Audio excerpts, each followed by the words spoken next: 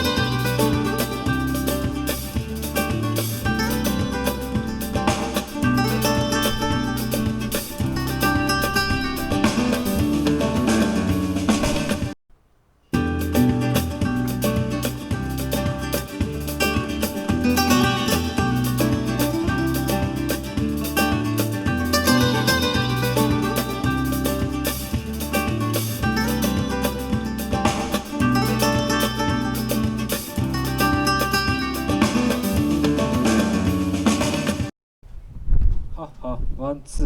ーハローワンツーはははワンツーハローワンツーワンツーツーはははははワンツーはははワンツーハローははははははワンツーはははワンツーハローワンツーはははハローワンツーはワンツーはははははワンツーワンツーははは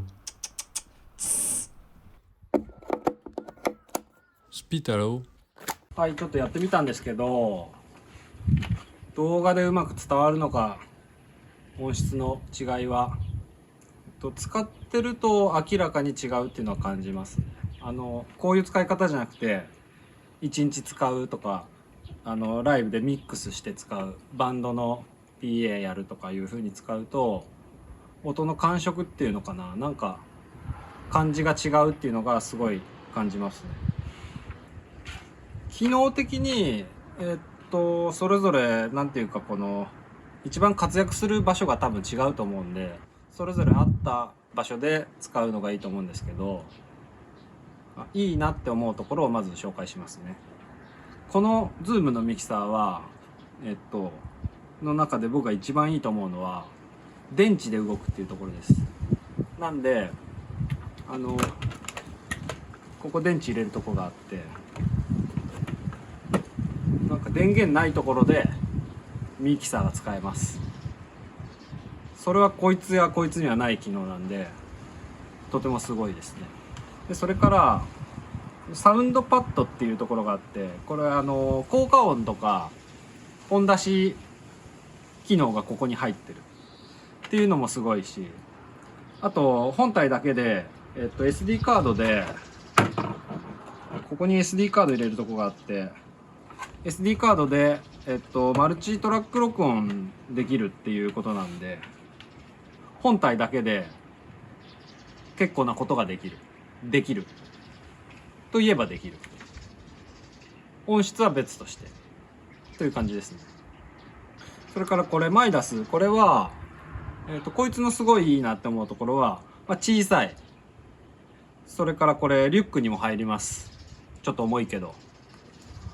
リュックに入る16チャンミキサーってあんまないと思うんでね、結構いいかなと思います。あとそんなに広くないお店の中でライブやってて PA やるとかいう時に、こういうミキサーとか置く場所すらないみたいな時とか、あとオペレートとして立ってる場所すらないみたいな時に、もう演奏する人の足元にこれ置いて、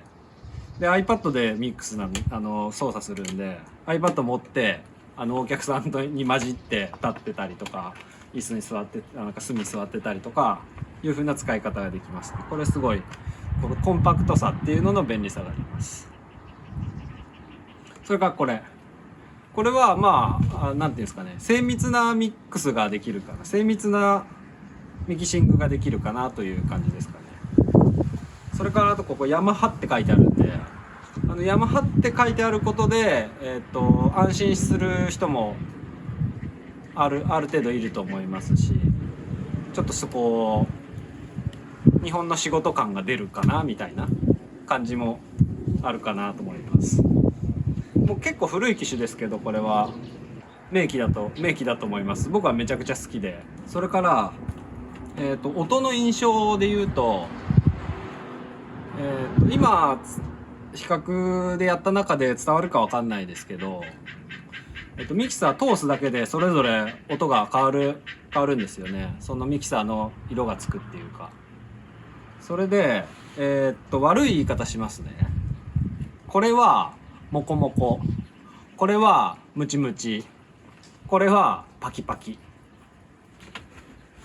ていう感じを受けます。僕は使ってると。これは友達に借りてきたやつなんですけど、友達本人曰く、なんかミキサーはなんか音がちょっと奥に行っちゃうみたいなこと言ってました。曇るっていうか、ちょっと弱くなるっていうか、おとなしくなっちゃう感じがしますね。でこれは結構低音と高音がなんかこの特徴的っていうか、わざとらしいっていうのかな、どういい音でしょみたいな感じがします。そんな悪くないけど、でもちょっとね、僕的にはちょっとこうなんていうのかな、ちょっと曇るじゃないけどムチっていうのがなんていうのかな、ちょっとな、こういう音なんでしょうね。ちょっと弱いかなっていう気がします。でこれはもうほんとデジタルミキサーって感じの音で、パキパキでそんなロー出ないですよね。ローすっきりしてるけど、その分なんていうのかな、イコライザーかけやすいっていうか、素直な音っていうのかな、真面目な音っていう感じな印象ですかね。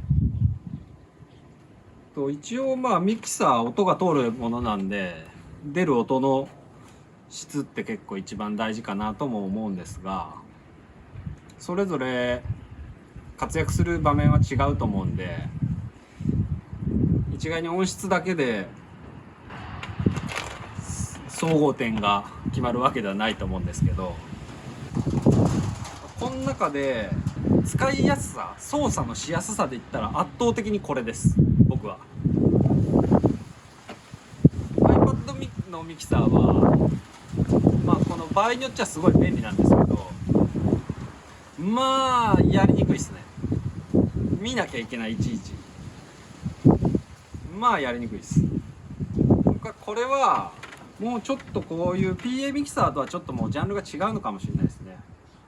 これ持ち主が使ってるのはなんかラジオの録音とかに使ってるらしくて、そう思うとまあこれは便利なのかもしれない。そこまで、音楽的な音質っていうよりも、レコーダーの機能とか、放送、ライブストリーミングとか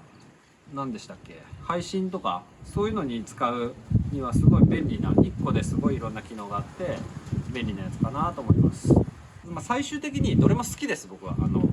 ミキサーっつうもんは楽しいから。あとはじゃあ使った小物をちょっと紹介して終わりという感じにしようかなと思います。スピタロまず音源ですね。音源はこのバキバキに割れた iPhone SE からかけてますね。使ってる音源は YouTube のオーディオライブラリーから選んで使っています。これは何だったかな、このライトニングからミニ 3P に変換するやつなんですけど、これなんてやつなんだろう。オウルテックって書いてありますね。ライトニングからミニ 3P に変換するやつで、ミニ 3P から RCA になって、でこの変換で 2P にしてるっていう感じです。ケーブルはこれオーディオテクニカですね。でこの変換プラグは秋葉原で買っためちゃくちゃ安いやつなんで、ちょっとこの何ていうのかな、ちょっと引っかかりがこうなっちゃう、ちょっとこうきついみたいな感じがします。あと地味にこれが僕はおすすめなんですけど、これは100円のセリアっていう店で売ってるタッチペンなんですけど、割とこうなんていうんですかね、この指よりちょっと操作しやすいっていう気がします。でこの丸いこのゴムっぽい方とプラスチックっぽい方があって、こっちの方がシュッシュって滑るんでやりやすいですね。こっちはちょっとキュッてこうブレーキかかる感じで、ボタンを押す時はこっちがいいかも、フェーダーの時はこっちがいいかもっていう感じですね。あとは音を取るつもりでこの Zoom Q2N4K っていうこのカメラで音を取るつもりでここに置いてるんですけど、これね一応 4K っていうモードで撮ってますけど、まあ画質荒いっすね。ここにゲインの設定があって、これでうまいことやれば歪まずに結構大きい音取れるんで、まあ、音取るっていうことで言ったらありかなと思います。で今回使ったアンプは QSC の GX5。 これはもう作ってないのかな。 QSC ってもう何、アンプないってことみたいなですね。そんでスピーカーはエレクトロボイスの15インチの ELX115、 これを使いました。そしてスピーカースタンドはアルティメイトの、これなんていうスタンドかわかんないっすけど、ちょっとなんか慣れない、このなんていうのかな、ちょっと変わった上下の機構がちょっと変わったやつですね。そんなとこかな。聴いただきありがとうございました。ご意見ご感想などぜひコメントでお願いします。なんかもっといい比較のやり方とかなんかアイディアがあったら教えてください。それでは。